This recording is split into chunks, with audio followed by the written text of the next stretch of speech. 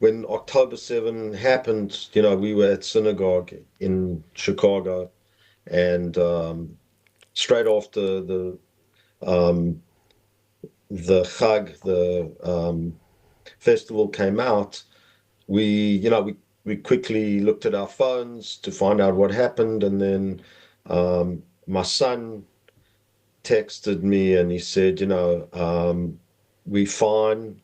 He was actually going to go on a trip, and he said we were called back to he's learning in yeshiva, and we're told that we have to, you know, stay in the yeshiva, but we're fine, and we're supposed to do more learning and praying for the soldiers because, from what we understand, there's some sort of attack on our on the country, and but we're all fine, and then, I mean, we changed our lives, like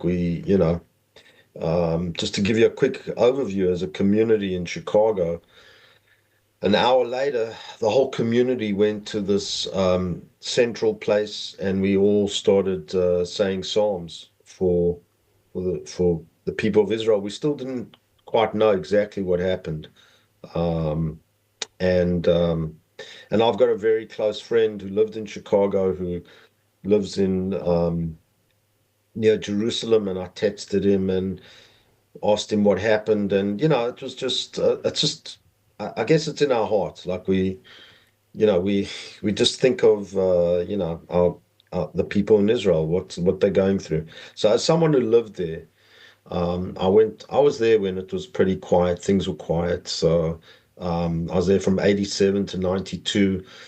I think the worst thing that happened was the Gulf War, and the Intifada started.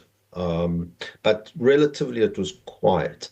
So, but you still have this like thought of like, what are the regular people doing there? What are guys that I went to school with doing? Like, now, some people, I'm in my 50s, so had probably sent their kids to the army, and what's going on. So, as this goes along, I'll tell you some, real stories of people that, what they went through. And um, I guess you learn a lot. That's why you get so connected, is because they're regular people. They're not like super fighters or things like that. They're people that had to pick up their guns and in like a few hours report to the army, instead of going to work. So that's like a big change in your life and in your family life. Well, we really And don't have that here in the United States. We're not having no, to all of a sudden go and grab our guns because somebody's attacking our homeland. I mean, that's not something anything that anybody here in the United States has ever experienced. I mean, all our wars have always been foreign, and right.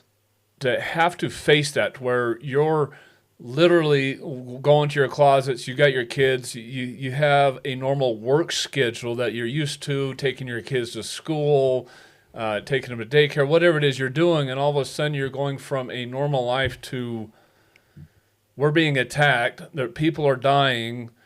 What are we supposed to do? And you're picking up your guns and trying to defend your family, like right then and there in your own neighborhoods amongst your neighbors. And a lot of people here in the United States are just not picturing themselves there. They take what we have here in the United States for granted, that we have the security, we have the safety, We're pretty and spoiled. pretty spoiled. And particularly when you're seeing that the protests are going up right now in New York and stuff like that, and They have they're no chanting idea. "river to the sea," and they have no idea what river, what sea, or what they're chanting about. They don't understand the history of that, what is actually going on over there, and that's what we want Right. to kind of dive into. I love how the first reaction, though, was to go to prayer. That's such a great example, to go to our higher power for help and for aid. I really admire you for that. Well, I mean, it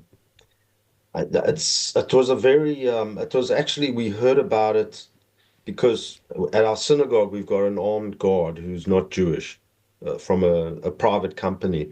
So I remember I walked into the synagogue that day, and a good friend of mine who's like a greeter, he stands there with the guard. I said, how's it going? And I mean, this is one of the happiest festivals. It's the end of the high holidays. It's Simchas Torah. It's like you just pure happiness. You're coming with your kids and you're dancing with the Jewish Torah, with the Torah, and you're supposed to be just pure happiness. And you hear things aren't good. There was an attack on Israel, and at the time he said like 500 people were killed.